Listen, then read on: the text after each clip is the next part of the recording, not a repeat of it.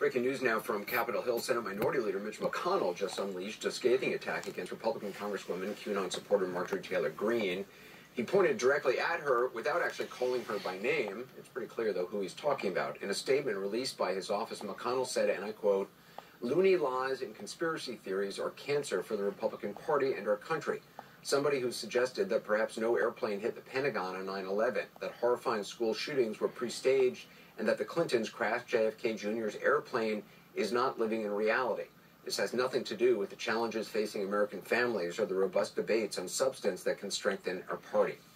Meanwhile, sources tell CNN Greene could meet as early as tomorrow evening with House Republican leader Kevin McCarthy, as Democrats are demanding she be removed from her committee assignments for an array of unhinged statements, some of which McConnell's statement just referenced.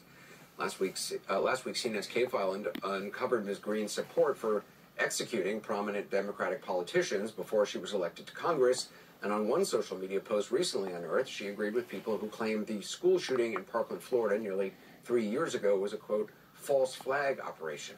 Coming up, I'll talk with the mother of one of the victims of that shooting, who had a private conversation with Greene. We'll get her take, but this afternoon, perhaps wary of potential discipline, the Congresswoman suddenly reversed course in an interview with the very conservative One American News Network. These are not red flag incidences. They are not fake, and it's terrible, the loss that these families go through, and their friends as well. And it should never happen, and it doesn't have to happen if we would protect our children properly. She said red flag incidences as opposed to false flag. I'm not sure if there's any significance with that. CNN's Ryan Nobles joins us now with the state of play. So, Ryan, has the Congresswoman responded to Senate Minority Leader McConnell's rebuke? She did. In fact, she tweeted out almost immediately as that statement was first released. She said, quote, "The real cancer for the Republican Party is weak Republicans who only know how to lose gracefully. This is why we are losing our country." And Anderson, I have to admit, over the next couple of days, if she is hoping to stay on these committees that she's currently sitting on in the House of Representatives, you would expect to see some level of contrition from her because of these past statements. If this statement is any indication, that's likely not to happen. I mean, it is, suddenly she's under all this pressure, so now she has come forward and says that, it wasn't what she called a red flag operation. I don't know what that means. A false flag is the term that she had used in the past. Where does everything stand in the House as far as holding Congresswoman Greene accountable for her past statements?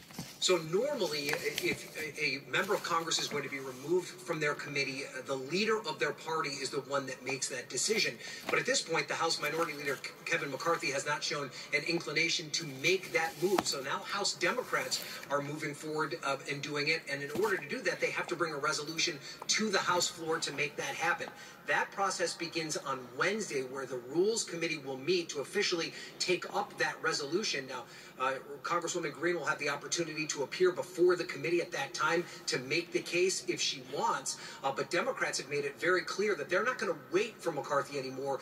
They believe this rises to a level where they need to take action. Now, Anderson, we should point out this could lead to a precedent that we haven't really seen in the halls of Congress before. Usually, the committee assignments are decided by the parties themselves. So for a majority party to take action on a minority party member would be unprecedented. What kind of, they can the Democrats, which have the majority, can they remove her from her committee assignments? I thought that was only a thing the Republicans could do.